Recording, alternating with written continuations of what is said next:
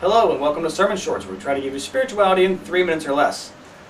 The key message this week is looking at how we are responding to receiving bad news.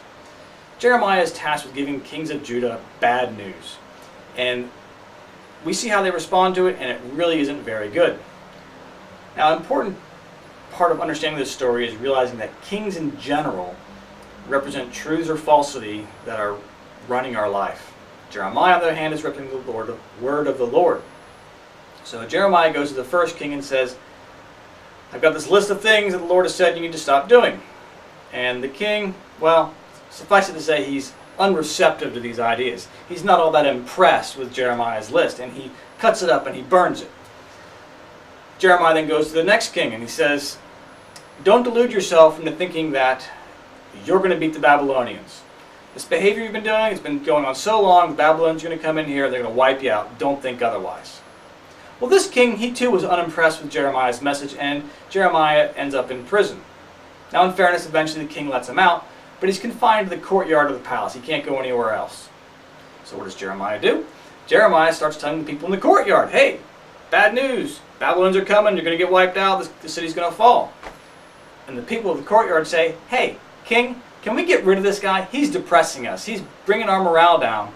And the king is thinking like, well, there's nothing I'm going to do to oppose you. So Jeremiah ends up in a big cistern, which is basically a big ditch with mud at the bottom he can't get out. So how do we respond to the Lord's word when he gives us bad news? When he says, hey, I know you have a problem with road rage, or I know you have a problem with envy, or I know you have a problem with jealousy, or whatever. How do we respond when he says, you need to stop that?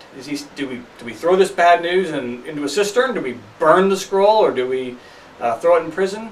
Or do we look at this news and say, hey, well, this really isn't bad news. This is alerting me to a problem that I perhaps wasn't aware was so severe and was going to ruin me. That's the Lord's intention, to say, hey, this is going to ruin you. It's not going to hurt the Lord, really. It's going to ruin you. So we need to have this opportunity of receiving bad news so that we can readjust our expectations and readjust what our behaviors so that we have a good end.